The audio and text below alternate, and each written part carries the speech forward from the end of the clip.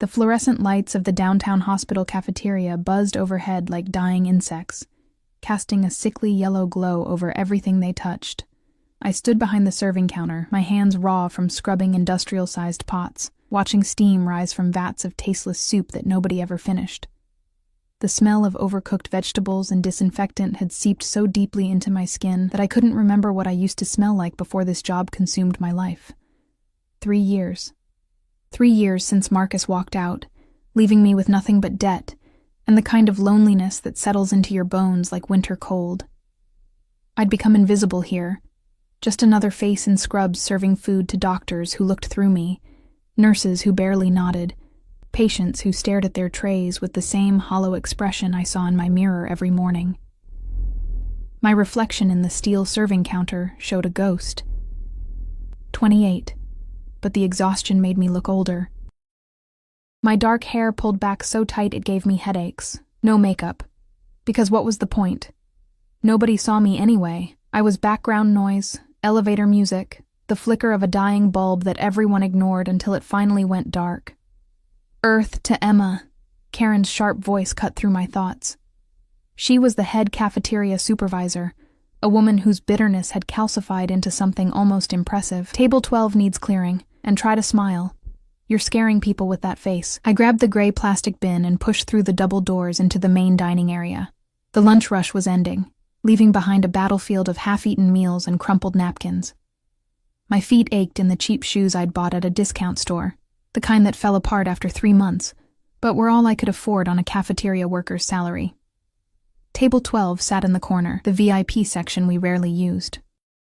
Someone important must be here. Probably another hospital donor come to feel charitable while eating subsidized food. I approached with my eyes down, the way I'd learned to move through the world. Invisible. Insignificant. Safe. But the air around that table felt different. Heavier. Charged with something I couldn't name. I smelled it first. Expensive cologne that didn't belong in this place of antiseptic and decay. Cedar and something darker, like smoke and leather and money. Then I noticed the shoes, Italian leather, polished to a mirror shine. The kind that cost more than my monthly rent. My gaze traveled up slowly, taking in the charcoal suit that fit like it had been tailored specifically for the body underneath. The crisp white shirt open at the collar revealing a throat I had no business noticing. When I finally looked at his face, my hands went numb. He was young, early 30s maybe, with the kind of beauty that felt dangerous. Sharp jaw dusted with deliberate stubble, full lips that looked cruel and inviting simultaneously, dark hair swept back to reveal a face that could have been carved from marble by someone who understood both angels and demons. But it was his eyes that stopped my breath. Hazel, but not soft. Predatory, intelligent. The kind of eyes that saw everything and forgot nothing. He was looking at his phone, one hand wrapped around an untouched cup of coffee. Behind him, near the emergency exit, stood a man built like a wall, shaved head, dark suit, hands clasped in front of him in a posture I recognized from movies. Security. Serious security. I shouldn't have stared. I knew better. But something about him pulled at something deep in my chest, some long dormant part of me that remembered what it felt like to be seen, to be desired, to matter. "Are you finished with your tray, sir?" My voice came out smaller than intended, scratchy from disuse. Those eyes lifted from his phone and found mine. The impact was physical, like touching a live wire. His gaze moved over my face slowly, cataloging, assessing. I watched his expression shift from annoyance at being interrupted to something else, something that made the air between us crackle. "Yes."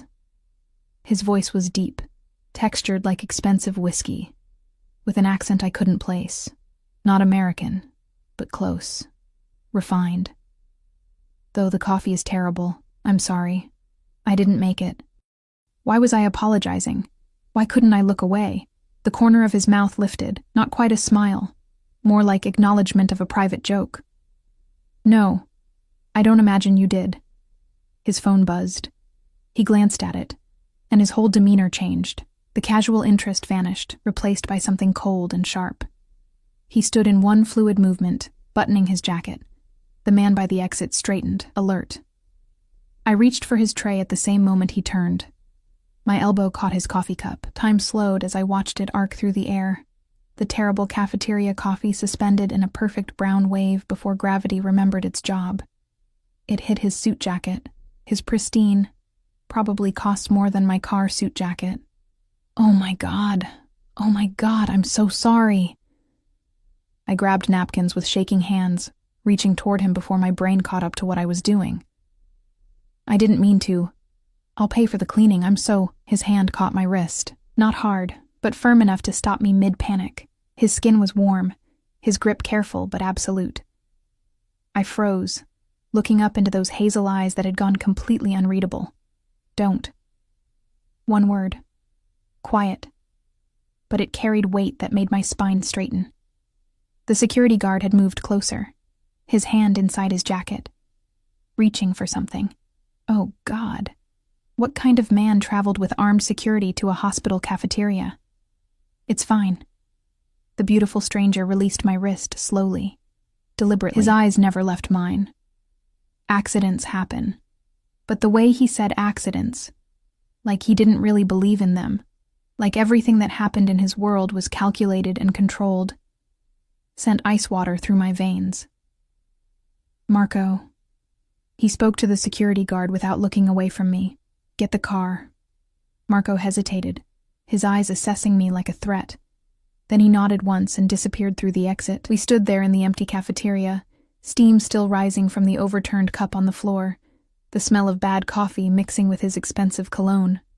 I should move. Should apologize again. Should run. But I couldn't. Because he was still looking at me like he was solving a puzzle, like I was something unexpected that had disrupted his carefully ordered world. What's your name? He pulled out his wallet, black leather, thick with cards and cash I glimpsed briefly. He extracted what looked like a business card. Emma. It came out as barely a whisper. Emma Carter. He wrote something on the back of the card with a pen that probably cost more than my weekly paycheck. His handwriting was precise, controlled. When he handed it to me, his fingers brushed mine deliberately. My dry cleaner. Send me the bill for the suit. He paused, his eyes dropping to my lips before returning to hold my gaze, or better yet, deliver it personally. Then he was gone, moving through the exit with the kind of confidence that came from never having to look back, never having to wonder if people would follow. The door swung shut behind him, and I was alone with the spilled coffee spreading across the linoleum like a stain that wouldn't wash out. I looked at the card in my trembling hand. Heavy stock. Expensive. No name, just a phone number written in that precise handwriting, and an address in the city's most exclusive district. Emma. What the hell happened here? Karen's screech shattered the silence. You spilled coffee on a customer? Do you have any idea? But I wasn't listening. I was staring at that card, at that address, at the ghost of warmth where his fingers had touched mine. I should throw it away. Should forget this ever happened. Should go back to being invisible, to my safe, small, lonely life, where dangerous men with beautiful faces and armed security didn't look at me like I was something worth noticing. The card felt like fire in my palm. I should throw it away. I tucked it into my pocket instead. The rest of my shift passed in a blur. My hands moved automatically, clearing tables, wiping down surfaces, refilling salt shakers, but my mind was somewhere else entirely. In a charcoal suit. In hazel eyes that had seen through me like I was made of glass. You're distracted. Karen appeared beside me as I was mopping the floor for the third time. That man you spilled coffee on, did he complain? Because if he files something with the hospital administration, he didn't complain. I kept my eyes on the mop. He was actually nice about it. Karen snorted. Nice. Men like that aren't nice, Emma. They're dangerous. Did you see that bodyguard? I've worked here 15 years, and I know trouble when I see it. What do you mean, men like that? She gave me a look that was equal parts pity and exasperation. Rich. Powerful. The kind who don't eat in hospital cafeterias unless they're visiting someone important or conducting business they don't want traced. His type doesn't accidentally end up anywhere. Her words settled into my stomach like stones. Of course. Of course, someone like him wouldn't actually be interested in someone like me. The card was probably just his way of ensuring I didn't sue or cause a scene. Rich people did that.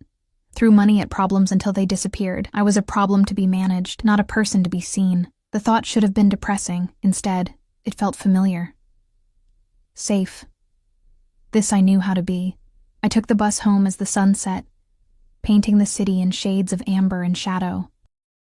My apartment was in the old district, the kind of building where the elevator only worked half the time, and the neighbors' arguments bled through walls thin as paper. I climbed 4 flights of stairs, my legs burning, my mind still replaying that moment when his hand had caught my wrist. Inside my studio, I dropped my bag and stood in the center of the single room that contained my entire life, a futon that served as both bed and couch, a kitchenette with a hot plate and a mini fridge that hummed too loudly, a window that looked out onto a brick wall. This was what 3 years of rebuilding looked like after Marcus had demolished everything. Marcus. God, I hadn't let myself think about him in months. We'd met in college. He was charming, ambitious, always talking about the business he was going to start, the life we were going to build.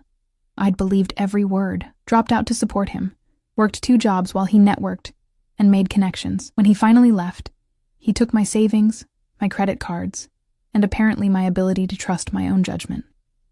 "You're too naive, Emma," he'd said on his way out. "Too soft. The world eats girls like you alive." He was probably right.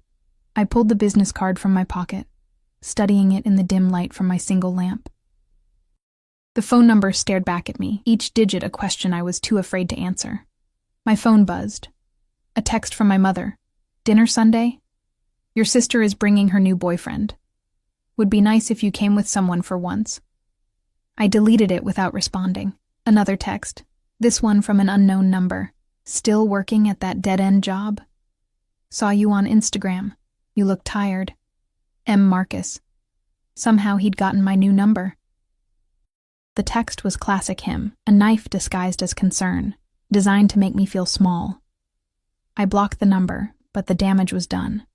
The familiar ache spread through my chest, that hollow feeling that I'd learned to carry like a second skeleton. So, still lonely, I could almost hear his laugh. My eyes went back to the card, to that address in the district where people like me didn't exist, except to serve people like him. I should throw it away. Whatever game this was, whatever moment of interest I'd sparked in those hazel eyes, it wasn't real. Men like that didn't see women like me. We were part of the scenery, temporary and forgettable, but my fingers wouldn't let go of the card. What if? 2 words I'd trained myself never to think. What if things could be different? What if I could be someone else, someone visible, someone who mattered? What if, just once, I took a risk that wasn't carefully calculated for maximum safety and minimum disappointment? I looked at my reflection in the darkened window. A ghost. Looking back at a ghost. Before I could talk myself out of it, I grabbed my laptop and searched the address. It brought up an exclusive dry cleaning service in the heart of the financial district. 5-star reviews. Serving the city's elite for over 30 years. Appointments required. My hands shook as I typed out an email, deleted it, typed it again. "Dear Sir Madam, I need to inquire about cleaning costs for a suit damaged at the Memorial Hospital cafeteria today." No. Too formal. Too cowardly. I pulled out my phone instead. Stared at that number until the digits blurred. Just a text. That was safe. Professional. "This is Emma from the hospital. I'd like to pay for the dry cleaning. Please send me the bill." I hit send before fear could stop me. 3 minutes passed. 5, 10. My phone buzzed. "I don't want your money, Emma." My heart stopped. Started again, faster. "Then what do you want?" The typing indicator appeared, disappeared, appeared again. "Deliver the bill personally. Tomorrow. 8 p.m. The address on the card. I stared at the message, my pulse pounding in my throat. This was insane. I didn't know this man. Didn't know anything about him except that he wore expensive suits, traveled with armed security, and looked at me like he could see every secret I'd ever tried to bury. "I work until 7. Then 8:30. Don't be late. Not a request. A command. I should say no, should block this number too. should choose safety over the terrifying possibility that maybe, just maybe, someone had finally seen me. Okay. One word. One terrible, irrevocable decision. His response came immediately. Good girl. 2 words that shouldn't have sent heat flooding through me, that shouldn't have made me feel more alive than I had in 3 years of careful, invisible existence. I set the phone down with shaking hands and looked at my reflection again. The ghost was smiling. I didn't sleep that night. Every time I closed my eyes, I saw his face, the sharp angles, the predatory intelligence behind those hazel eyes, the way his hand had wrapped around my wrist with such casual certainty. Like he already owned me, like he'd known I would say yes before I'd even made the decision myself. At 5 a.m., I gave up on sleep entirely and stood under the shower until the water ran cold. The ancient pipes groaned and shuddered, a sound as familiar as my own heartbeat. I watched the water circle the drain and tried to convince myself I could still back out. Send a text. Make an excuse. Return to the safety of invisibility. But even as I thought it, I was reaching for the only dress I owned that wasn't stained or threadbare, a simple black thing I'd bought for Marcus's mother's funeral 4 years ago. It still fit, though it hung a little looser now. 3 years of stress and cafeteria food had carved away any softness I'd once carried. Work crawled by with agonizing slowness. Every time the cafeteria doors swung open, my heart jumped, expecting to see him. Ridiculous. Men like that didn't return to places like this. They moved through the world once, leaving impact craters, and never looked back. You seem different today, Karen observed around 3 p.m., her eyes narrowed with suspicion. You're not planning to quit, are you? Because if you are, you need to give 2 weeks' notice. I'm not quitting. The words tasted like ash, because wasn't that exactly what I was doing? Not quitting the job, maybe, but quitting this version of myself. This safe, small, invisible life. Good, because girls like you don't have a lot of options. She walked away, leaving that truth hanging in the air like smoke. Girls like you. Everyone seemed so certain about what kind of girl I was. Marcus had been certain, too soft, too naive. My mother was certain, disappointing, directionless. Even I had been certain, until a man in a charcoal suit looked at me like I was a puzzle worth solving. At 7 p.m., I clocked out with shaking hands. The locker room was empty, which meant no one saw me change out of my scrubs and into the black dress. No one saw me apply the ancient tube of lipstick I'd found in my purse, the color too dark, but better than nothing. No one saw me stare at my reflection in the cracked mirror and barely recognize the woman looking back. She looked terrified. She looked alive. The address led me to a building I'd passed 1,000 times but never really seen. Glass and steel rising into the darkening sky, the kind of architecture that made a statement about power and permanence. The lobby was all marble and soft lighting, with a security desk manned by someone who looked like Marco's twin. Same build, same cold assessment in his eyes. I'm here to see... I realized I didn't have a name, just a phone number and an address and the ghost of a touch on my wrist. I have an appointment. Emma Carter. The security guard didn't even check a list. He just nodded once and gestured to the elevators. Penthouse. You're expected. Expected. The word sent electricity down my spine. The elevator was lined with mirrors, multiplying my reflection into infinity. An infinite number of Emmas, all wearing the same cheap dress, all clutching the same worn purse, all trying to convince themselves this was a good idea. The numbers climbed. 10, 20, 30. My ears popped. The city fell away below me until I was floating in a column of glass and steel, suspended between earth and sky. The doors opened directly into a penthouse that stole my breath, floor-to-ceiling windows wrapped around the space, offering a view of the city that made it look like a galaxy of light spreading to the horizon. The furniture was minimal, but clearly expensive. Leather and dark wood and clean lines. Modern art on the walls that I didn't understand, but knew cost more than I'd earn in a lifetime. The air smelled like him, that cedar and smoke cologne that had haunted me since yesterday. Ms. Carter. Marco appeared from a hallway, his expression unreadable. Mr. Salvatore is finishing a call. Please sit. Salvatore. Finally, a name to put to the face that had invaded my dreams. I perched on the edge of a leather sofa that probably cost more than my car, back when I'd had a car. My hands twisted in my lap, and I forced them still, forced myself to breathe. This was fine. Professional. I was just here to discuss dry cleaning costs, and then I'd leave and... Emma. His voice came from behind me, and I stood too quickly, nearly stumbling.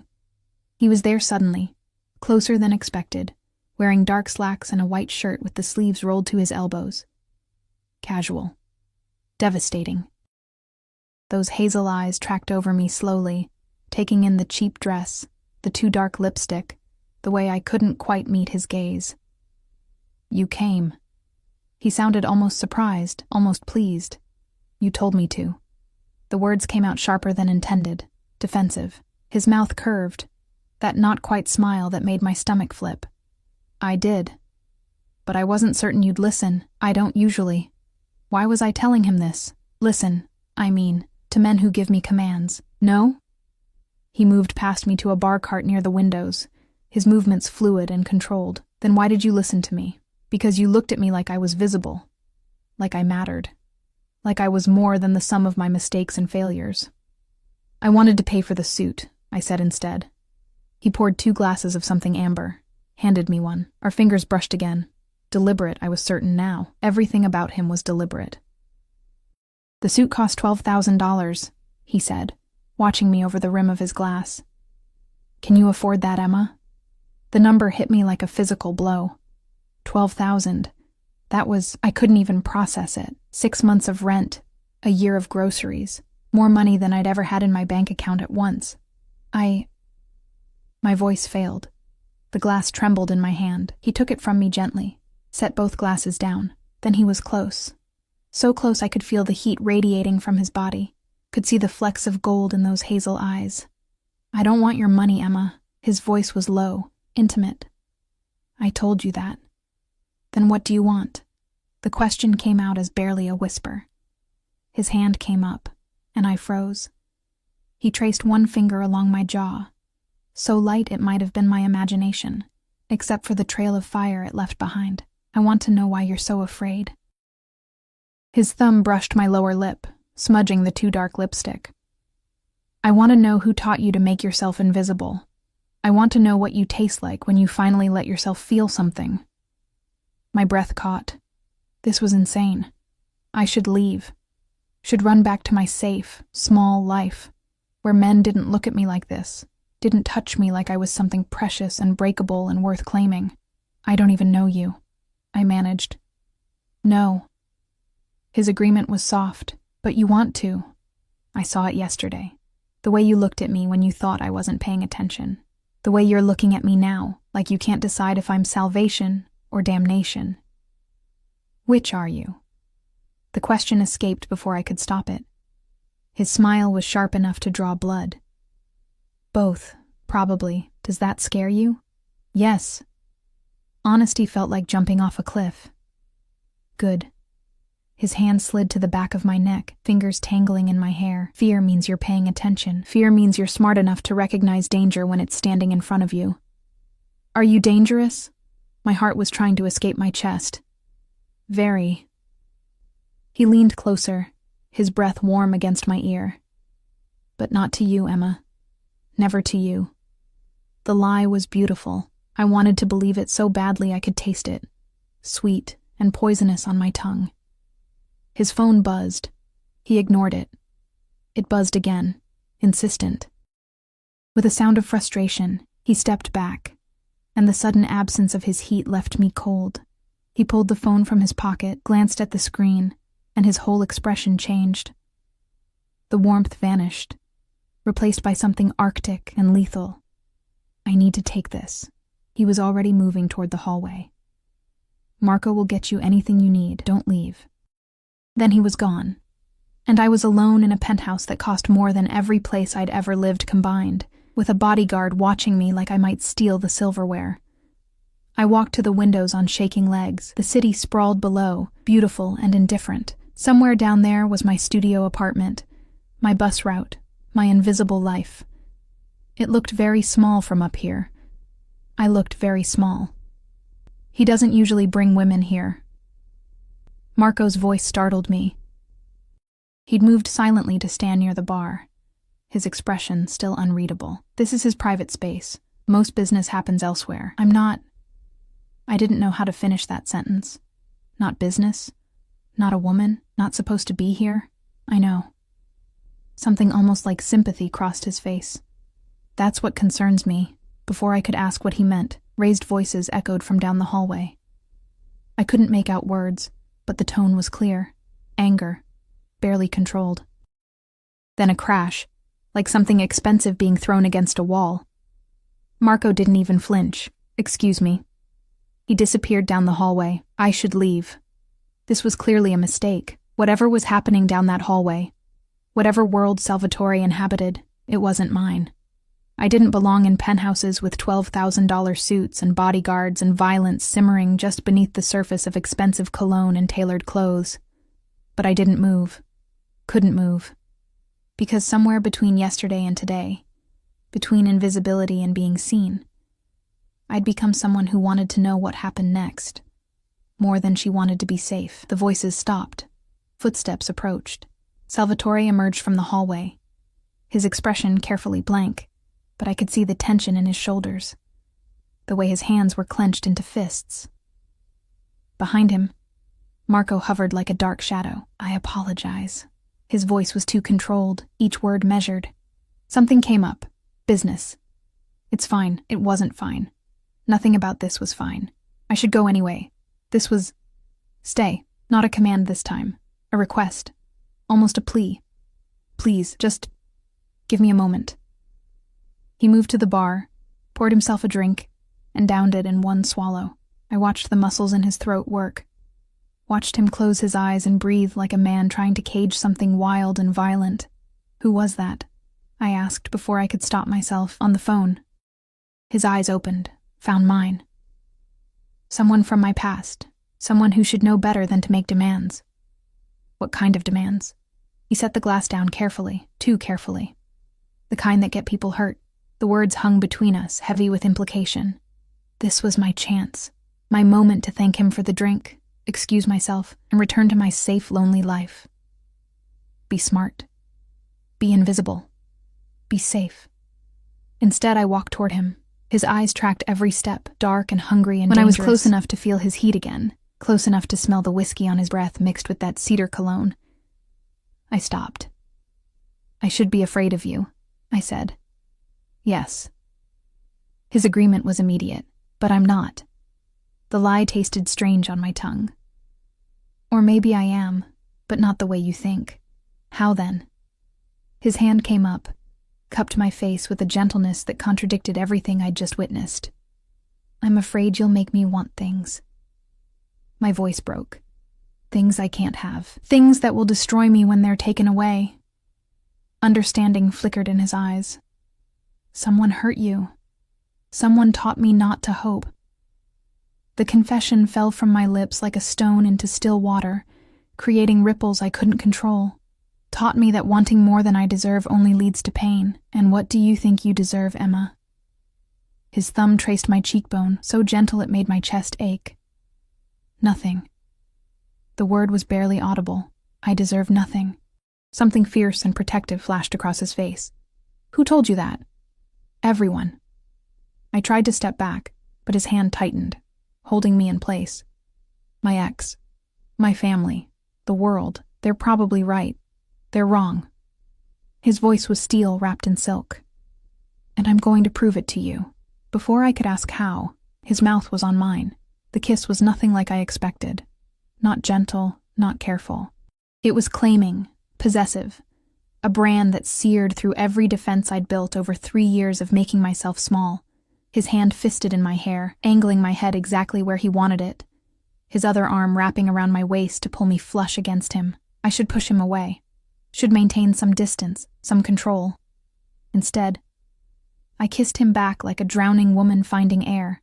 He tasted like whiskey and danger, and the promise of things I'd convinced myself I didn't need. His body was hard against mine, all controlled strength and barely leashed power. When he finally pulled back, we were both breathing hard, and I was clinging to his shirt like it was the only thing keeping me upright. Emma. My name on his lips sounded like a prayer, like a threat, like the beginning of something that would either save me or destroy me, and I wasn't sure there was a difference anymore.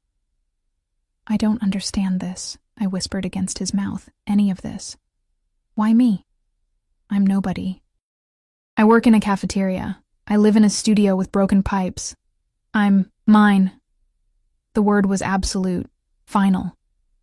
From the moment you looked at me with those eyes that see too much and expect too little, you're mine, Emma Carter, and I protect what's mine.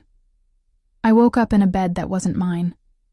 For a disorienting moment, panic clawed at my throat. The sheets were too soft, Egyptian cotton that whispered against my skin like water. The mattress cradled my body instead of fighting it. Sunlight streamed through floor-to-ceiling windows, painting everything in shades of gold I'd forgotten existed. Then memory crashed back, the kiss. His hands on me. The way he'd pulled back just when I thought I might dissolve completely. His eyes dark with something that looked like restraint.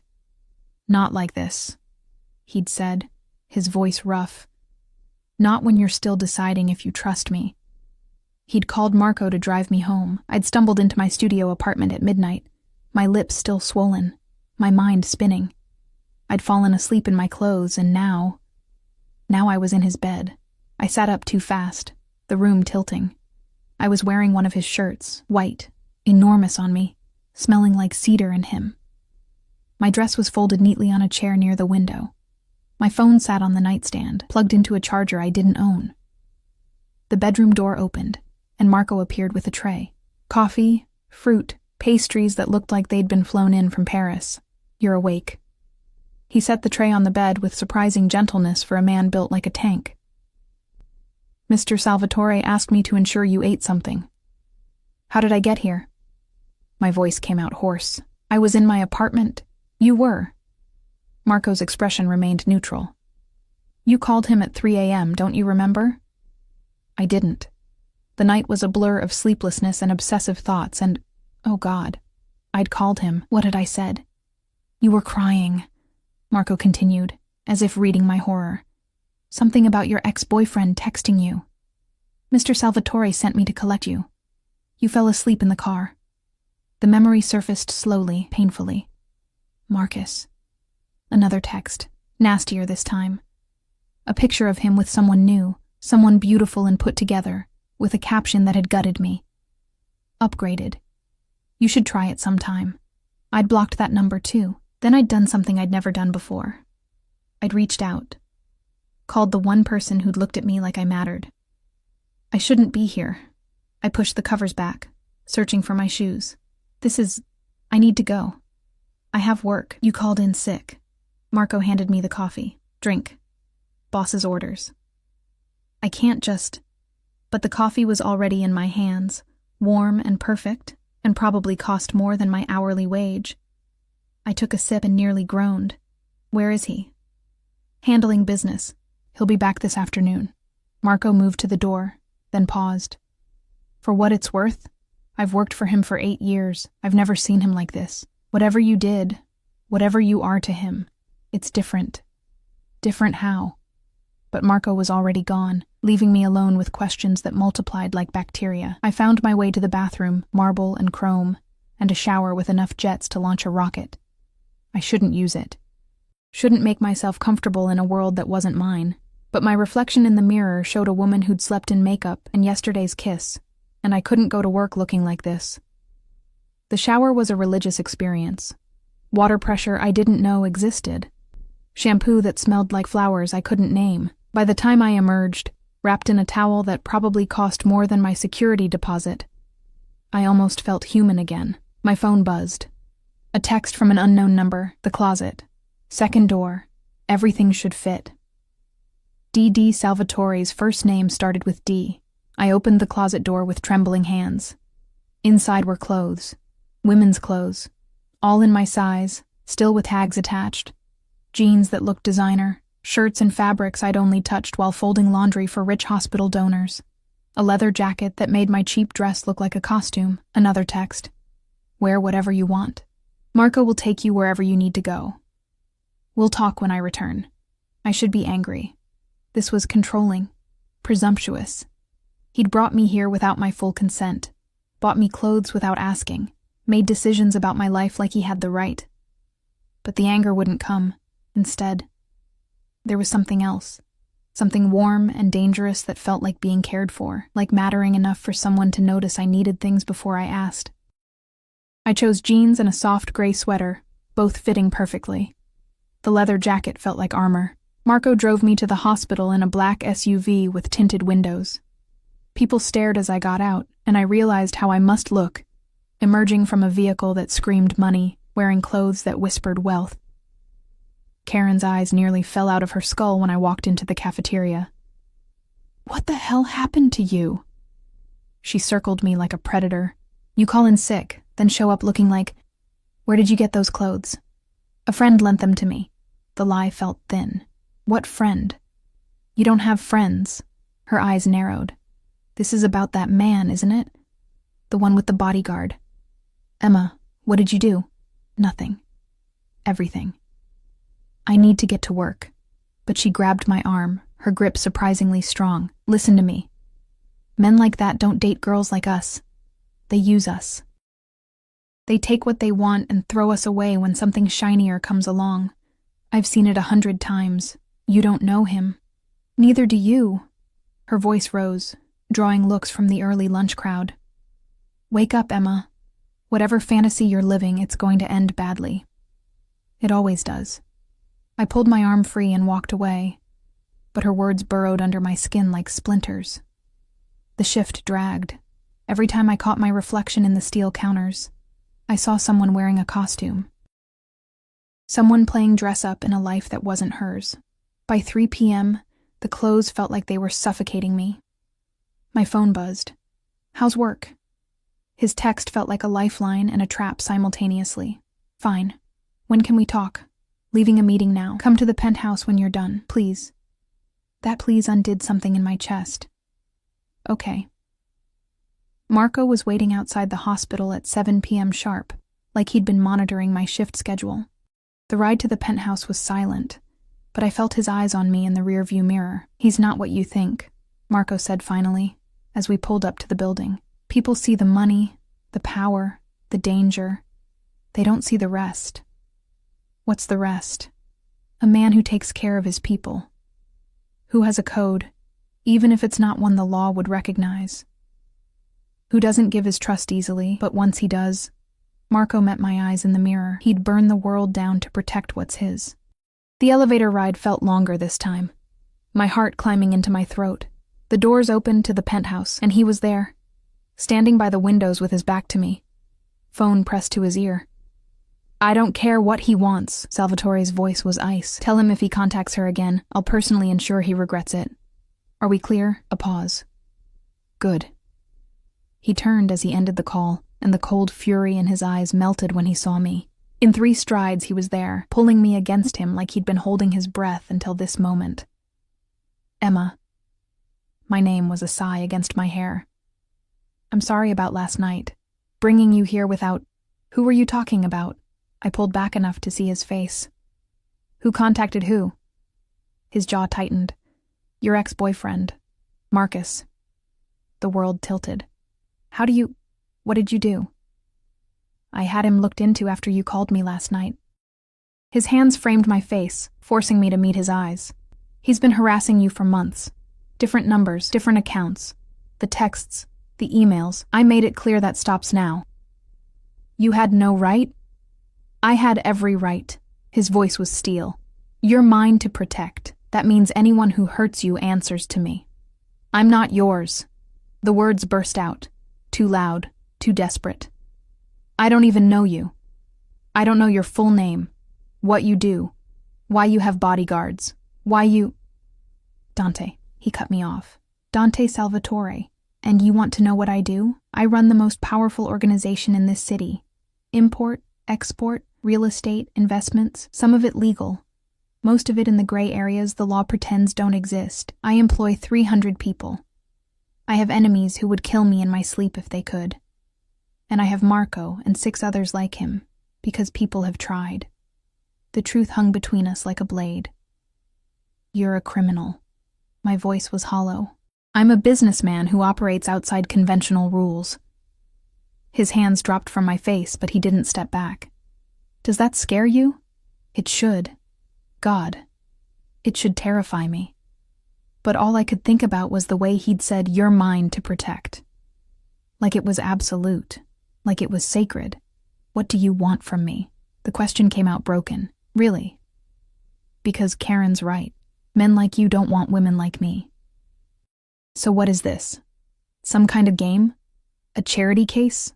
Do you get off on saving broken things? His hand shot out, gripping my chin. Not hard enough to hurt, but firm enough to make me listen. You want to know what I want? His voice was dangerous, intimate.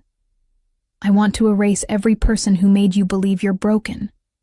I want to hunt down every man who taught you to make yourself small and show them what fear really looks like. I want to wake up every morning with you in my bed and fall asleep every night knowing you're safe. I want to give you everything you've been told you don't deserve and watch you finally understand your own worth. Tears burned behind my eyes. Why? Because 2 days ago, a woman spilled coffee on me and looked at me like she could see straight through the armor. Because when I touched her wrist, she didn't flinch or flirt. She just held still like she was waiting to see if I'd be gentle or cruel. Because I haven't been able to stop thinking about her since. You don't know me, I whispered. Then let me.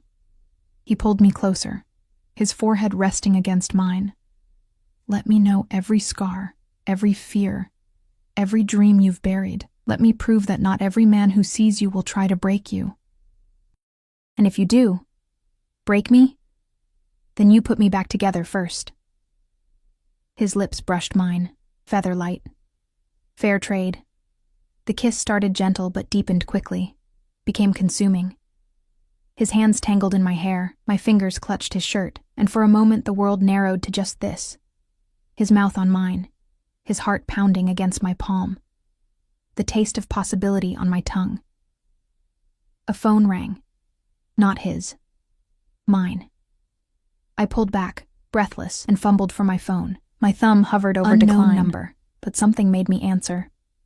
Hello? Is this Emma Carter? A woman's voice, professional but tight with emotion. Yes?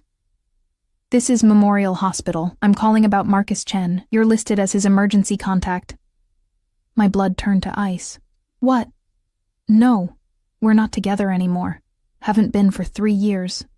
I understand, but you're still listed in his file. He was brought in 20 minutes ago. Car accident. He's asking for you. The phone nearly slipped from my hands. Dante caught it, pressed it back against my ear, his eyes locked on mine. Is he going to be okay? A pause. Perhaps you should come down. He's stable, but just come down. The line went dead. I looked up at Dante, and whatever he saw in my face made his expression go dark. What happened? Marcus. He's in the hospital. Car accident. My voice broke. He's asking for me. Dante's jaw clenched so hard I heard his teeth grind. You're not going. I have to. No. The word was absolute. This is a trap, Emma. Can't you see that? A convenient accident the same day I warn him to stay away from you? You think he... The implications were too horrible. No. Marcus is a lot of things, but he wouldn't... You don't know what men do when they're desperate. Dante's hands framed my face again. When they've lost something they think belongs to them. Trust me on this. And if you're wrong, if he's really hurt and I don't go... Guilt was already eating at me. I can't live with that. Then I'm coming with you. Not a request. Dante, those are the terms, Emma. You want to go? Fine. But I'm not letting you walk into danger alone. I should argue. Should tell him he was being controlling and paranoid. But I didn't. Because part of me, the part that had learned to recognize danger the hard way, thought he might be right. The hospital looked different at night. The fluorescent lights seemed harsher, casting shadows that turned familiar hallways into mazes. Dante moved beside me like a predator in designer clothes.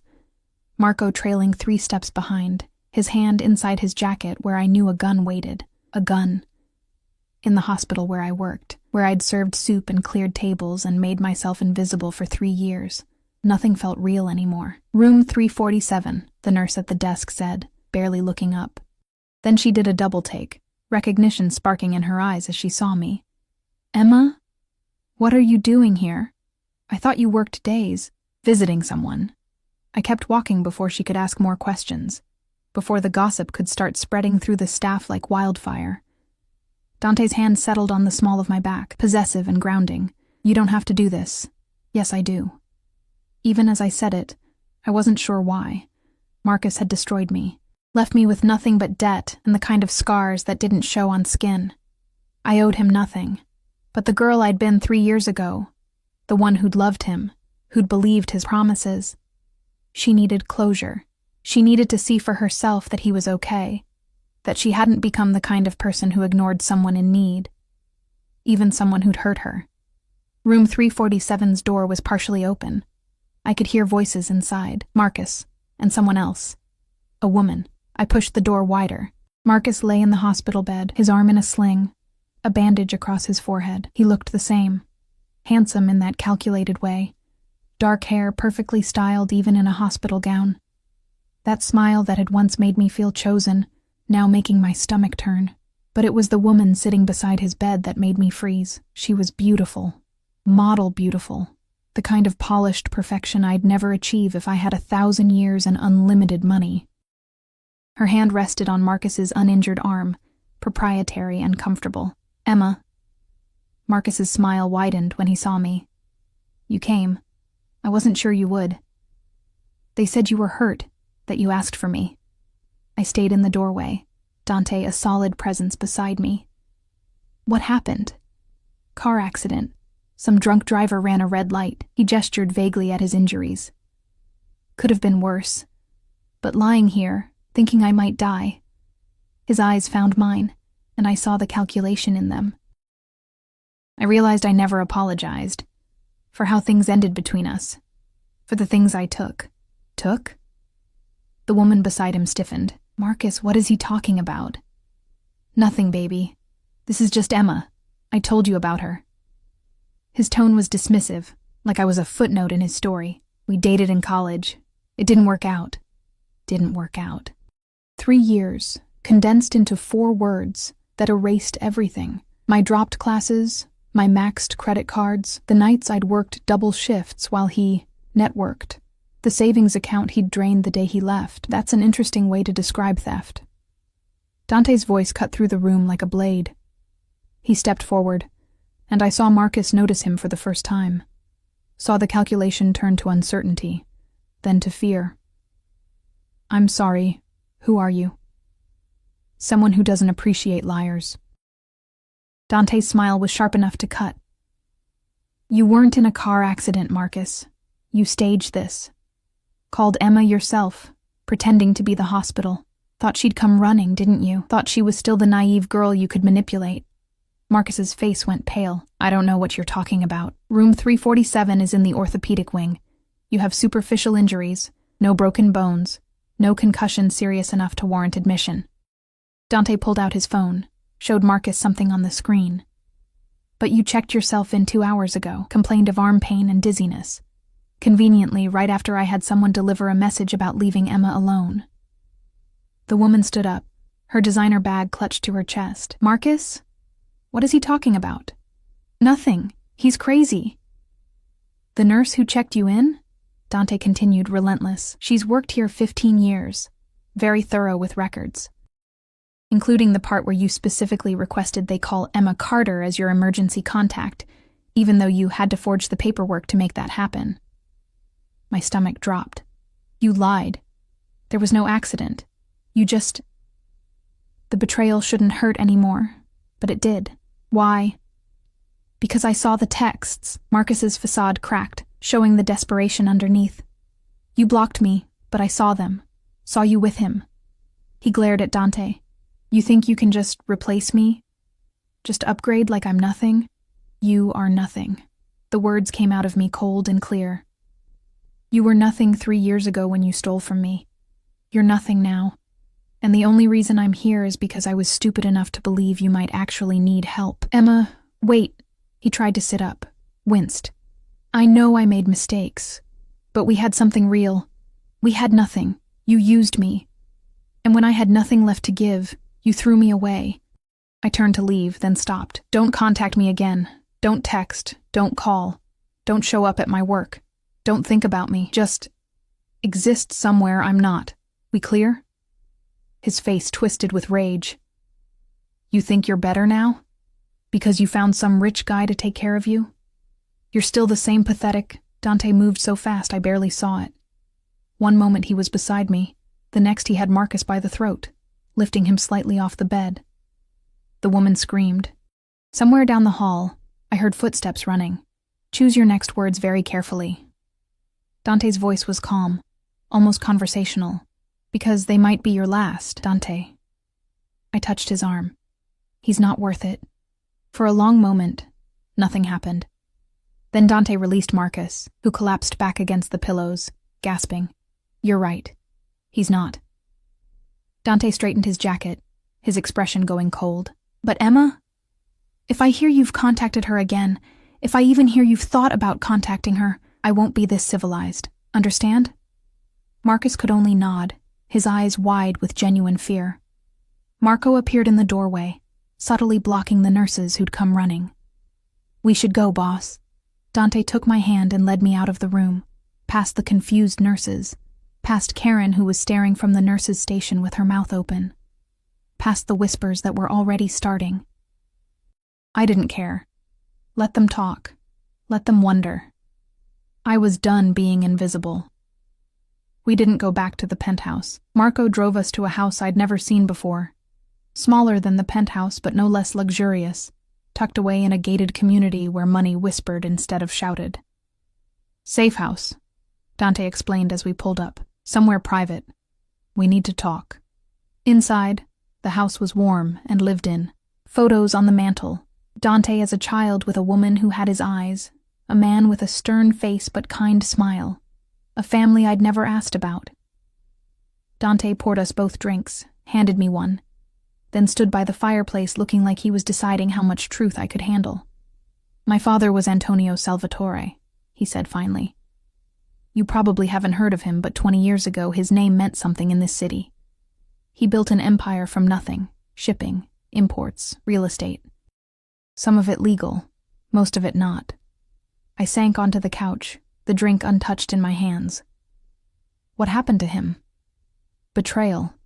His best friend, his business partner, a man he'd known since childhood, sold information to the feds. My father went to prison. He died there when I was 18. Dante's voice was flat, but I could hear the old pain underneath. My mother followed 6 months later. They said it was cancer, but I know better. She died of a broken heart. Dante. I rebuilt everything he lost, made it bigger, stronger, more protected. I learned from his mistakes. Never trust completely. Never let anyone get close enough to destroy you. He turned to face me, and his eyes were raw. And then you spilled coffee on me and looked at me like I was just a man, not a legacy or a threat or an opportunity. Just a man. You are just a man. I set the drink down and went to him. A man with a lot of baggage and questionable business practices, but still just a man. His laugh was hollow. I've done things, Emma. Terrible things. Things that would make you run if you knew the details. Then don't tell me the details. I took his face in my hands, making him look at me.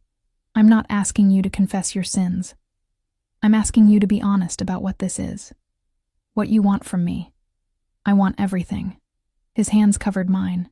I want to wake up with you. I want to solve your problems and create new ones. I want to argue and make up and build something real. I want... He stopped, his jaw clenching. I want things I have no right to want from you. Like what? Like forever. The word was raw. Like a life where you don't have to work in a cafeteria unless you want to.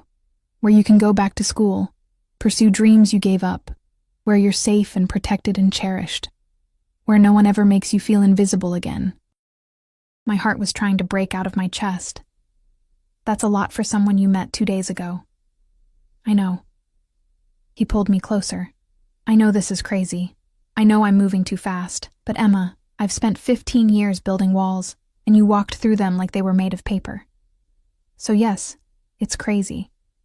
But it's also real. The realest thing I've felt since my parents died. I should slow this down, should be practical, should remember all the ways this could go wrong. Instead, I kissed him. This kiss was different from the others. Deeper, more desperate, like we were both trying to convince ourselves this was real. His hands roamed my back, tangled in my hair, pulled me flush against him until I could feel every hard plane of his body. Stay, he breathed against my mouth.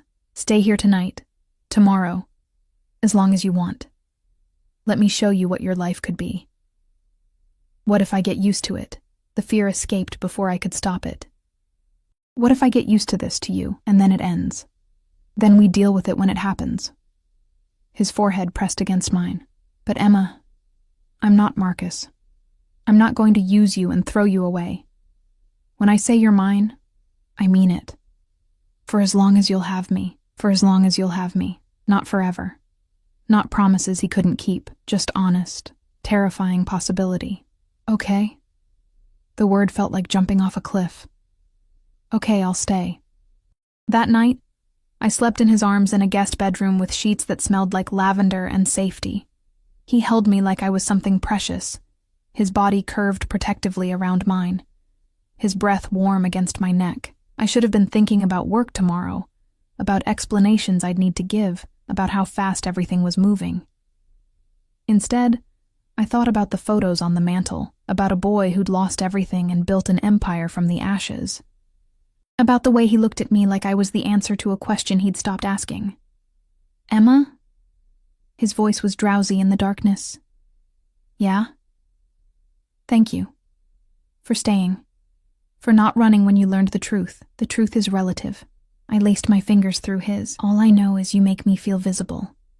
And I haven't felt that in a long time. His arms tightened around me. You're more than visible, Emma. You're unforgettable. I fell asleep believing him. I woke to sunlight streaming through unfamiliar windows and the smell of coffee. Dante's side of the bed was empty but still warm.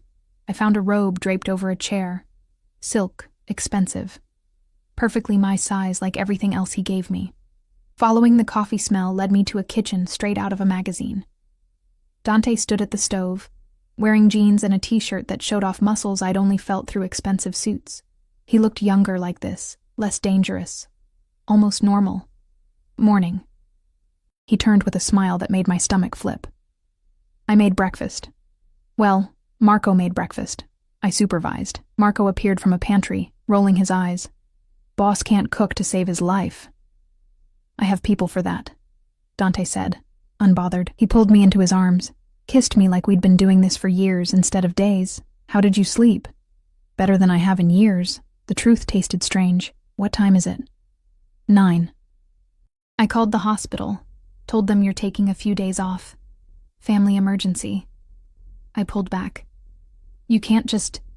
I need that job, Dante. You need that specific job, or you need a job. His hands settled on my hips. Because if it's about money, about independence, we can figure that out. But Emma, that place doesn't deserve you. The way they treat you, the way that supervisor talks to you. How do you know how Karen talks to me? He had the grace to look slightly guilty. I may have had someone look into your workplace situation after I saw how exhausted you were that first day. I didn't know whether to be angry or touched. You can't just investigate my life without permission. I can't protect you without information. His expression went serious. And yes, I know that sounds controlling. I know I'm overstepping. But Emma, keeping you safe, it's not optional for me. It's as necessary as breathing. Before I could respond, his phone rang. He glanced at the screen and his whole demeanor changed, going cold and sharp. I need to take this. Marco, stay with her. He disappeared into another room, and I heard his voice through the door. Low, dangerous, speaking in rapid Italian that sent chills down my spine. Marco busied himself with breakfast plates, but I saw the tension in his shoulders. What's wrong? I asked. He hesitated. Someone's been asking questions about you, about your connection to the boss. Ice flooded my veins. What kind of questions? The kind that mean someone noticed you matter to him. And in our world, Emma, Marco's eyes were sympathetic. That makes you a target. The word target echoed in my head like a gunshot. Dante returned minutes later, his expression carved from stone. He pulled me into his arms without a word, holding me so tight I could barely breathe, like he was trying to absorb me into his body where nothing could touch me. We need to talk. His voice was rough against my hair. Marco excused himself, disappearing with the kind of tactical retreat that said he'd heard this conversation before. Dante led me to the living room, sat me on the couch, then paced like a caged animal, deciding whether to fight or flee. "There's a man," he said finally. "Viktor Kozlov. Russian, ruthless, and he's been trying to move into my territory for 2 years. I've blocked him at every turn." He stopped pacing, faced me. "This morning one of my informants told me Viktor's people have been watching you, taking pictures, following you to and from work." The room tilted. "For how long?" "Since the day after we met." His hands clenched into fists. "He knows you matter to me, and in my world, that makes you leverage. A weakness he can exploit." I stood on shaking legs. So this was a mistake. Us. I should go back to my life. Disappear again. No. The word was absolute. He crossed to me in 2 strides, his hands framing my face. "You're not disappearing. You're not going back to that apartment where you're vulnerable, where I can't protect you properly. You're staying here, or at the penthouse, or wherever I can keep you safe." "That's not a life, Dante. That's a prison with expensive furniture." "It's temporary." But his eyes told a different story. "Just until I handle Viktor." "Handle?" The implications made my stomach turn. "What does that mean?" He didn't answer, which was answer enough. I pulled away from him, my mind racing. This was insane. I'd known him 3 days, and already I was being followed by Russian mobsters, sleeping in safe houses, having my life rearranged by a man whose solution to problems probably involved violence I didn't want to imagine. "I need air." I headed for the door. "Emma. I need to think." The words came out too loud. "I need 5 minutes where someone isn't making decisions for me, where I'm not choosing between being invisible or being a target. 5 minutes, Dante. Please." He let me go, but I felt his eyes on me as I stepped into the backyard. The garden was beautiful, manicured hedges, flowering plants I couldn't name, a fountain that whispered instead of shouted. I sank onto a stone bench and tried to remember how to breathe. My phone buzzed. A text from my mother. "Sunday dinner. Your sister's engaged. Try to be happy for her." Another from an unknown number. "Pretty flowers.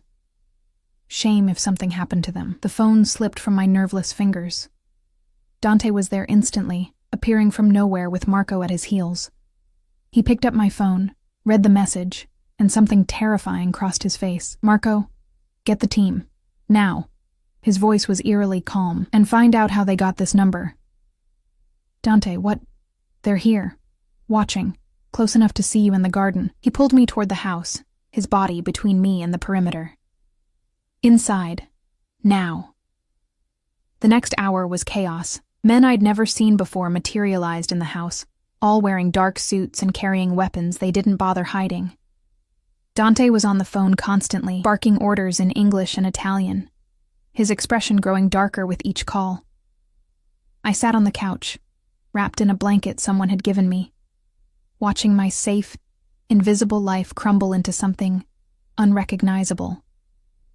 Marco appeared with a laptop. "Boss, you need to see this." Dante looked at the screen, and I watched all color drain from his face. He closed the laptop carefully, too carefully. Then he turned to me with eyes that held something I'd never seen before: fear. "Emma, I need you to listen very carefully." He knelt in front of me, his hands covering mine. "Viktor doesn't just want to use you as leverage. He wants..." His voice broke. "He wants revenge. For something my father did to his father 20 years ago. And he thinks taking you, hurting you, will hurt me the way his father was hurt." "What did your father do?" The question came out whispered. He killed Victor's father, in self-defense, but Victor doesn't see it that way. He's been waiting for the right moment, the right weakness. Dante's grip tightened, and I gave it to him. By caring about you, by making you visible. The irony wasn't lost on me. I'd spent 3 years being invisible to protect myself from pain. 3 days of being seen, and I was in more danger than I'd ever imagined. So what happens now? Now I end this. He stood, his expression going cold and hard. Marco, triple security here. No one in or out without my explicit approval. And get Emma everything she needs. Clothes, toiletries, anything. She's not leaving this house until Victor is handled. How long will that take? My voice sounded small. As long as it takes. He kissed my forehead, and it felt like goodbye. I'm sorry, Emma. I'm so sorry I dragged you into this. You didn't drag me. I walked in with my eyes open. Your eyes weren't open enough. He headed for the door, Marco and the others falling in behind him like a dark tide. Stay inside. Stay safe. And Emma, he turned back, and the vulnerability in his eyes shattered something in my chest. If something happens to me, Marco will make sure you're protected. You'll be taken care of, financially, and don't. I stood, the blanket falling away. Don't talk like you're not coming back. I have to be realistic. No. I crossed to him, grabbed his shirt like I could anchor him to this moment. You don't get to make me feel visible. Make me want things. Make me believe in possibilities and then disappear. You don't get to be another person who leaves. Emma, promise me. Tears burned behind my eyes. Promise you'll come back. Promise this isn't... My voice broke. Promise. He pulled me into his arms, and I felt him trembling. I promise. I swear on my parents' graves, I will come back to you. Then he was gone, and I was alone with Marco and 6 armed guards in a house that suddenly felt like exactly what I'd feared. A beautiful prison. 3 days passed, like 3 years. I wasn't allowed outside, wasn't allowed to call anyone except Dante, and those calls were brief, cryptic. I'm fine. It's almost over. Stay safe. Marco tried to keep me occupied. Brought me books, movies, even got someone to bring my things from my apartment, though the thought of strangers going through my pathetic belongings made me want to crawl out of my skin. On the 4th day, my phone rang at 2 a.m. Dante's number. Hello? My heart was in my throat, heavy breathing. Then a voice I didn't recognize, thick with an accent I knew was Russian. Your Dante sends his regards. Says to tell you he loves you. He wanted that to be the last thing you heard before. The line went dead. I screamed. Marco burst into the room, gun drawn, and I couldn't speak, couldn't breathe, could only hand him the phone with shaking hands. He listened to something I couldn't hear, his face going pale. Then he made 3 calls in rapid succession, his Italian too fast for me to follow. What happened? I finally managed. Where is he? There was an ambush, at the meeting with Victor. But Emma... Marco's hand on my shoulder was surprisingly gentle. The boss is fine. He's the one who told me to call you on Victor's phone, to make sure you knew he was alive. I don't understand. It was a setup, but not the kind Victor expected. Marco's expression was grim. The boss didn't go to negotiate. He went to end this. And he did. End this how? But I knew. I could see it in Marco's eyes. Victor Kozlov is dead. His organization is scattered. The threat is over. I should have felt relief. Instead, all I felt was numb. Dante came back to me at dawn. He was covered in blood. Not his, Marco assured me quickly.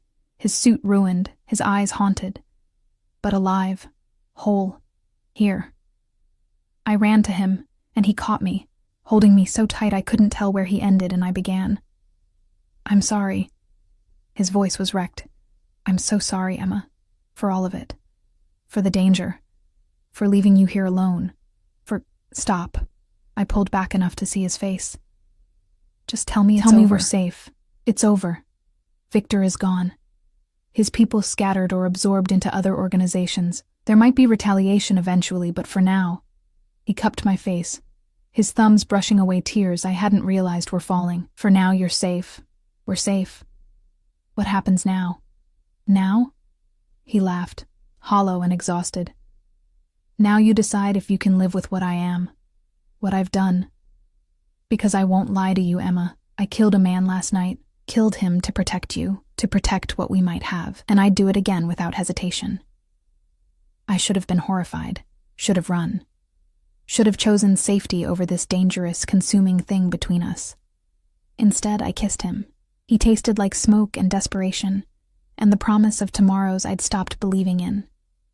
When we finally broke apart, we were both crying. I want to go home, I whispered. Pain flashed across his face. Of course. Marco can drive you.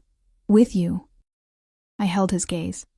I want to go home with you, to the penthouse, or here, or wherever you are.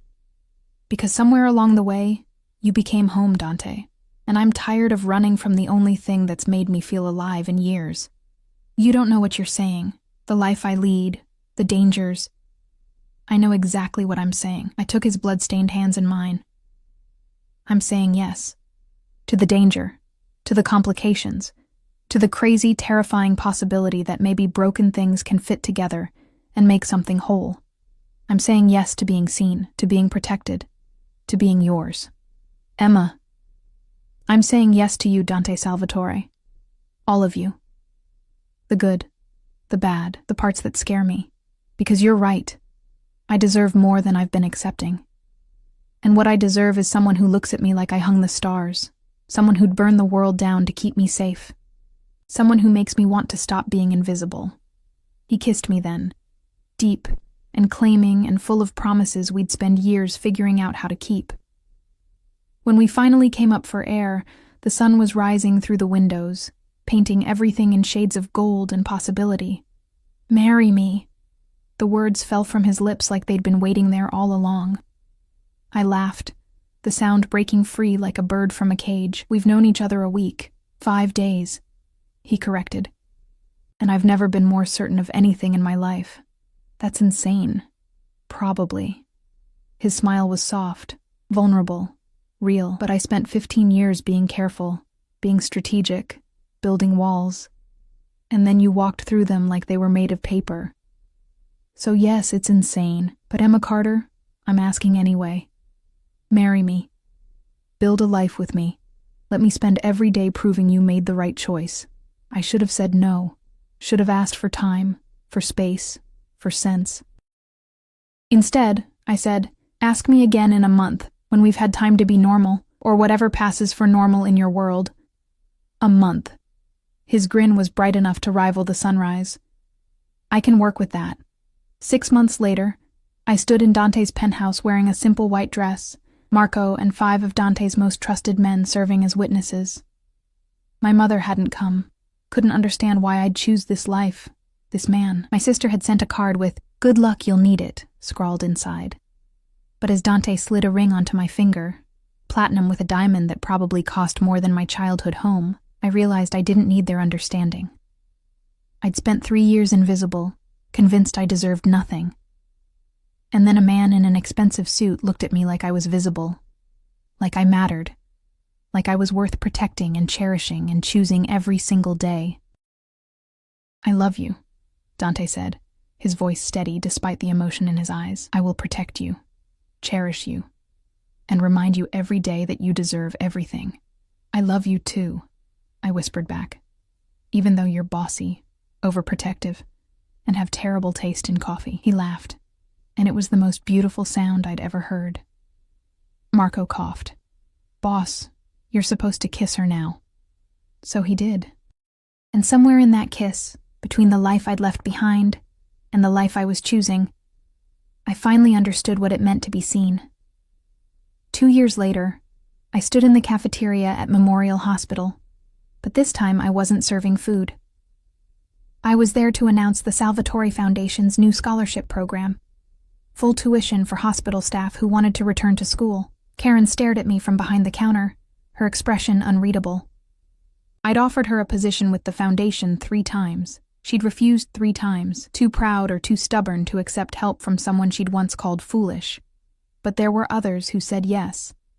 23 people so far, pursuing degrees and dreams they'd thought were out of reach. You've changed. Karen said as I was leaving. Not an accusation, just an observation. I know. I smiled. I let someone see me. And it turns out being visible is terrifying and amazing and worth every risk. I left the hospital and climbed into the SUV where Dante waited, his hand immediately finding mine. How did it go? He asked. Good. Really good. I leaned against him, breathing in that cedar cologne that still made my heart race. Thank you. For supporting this.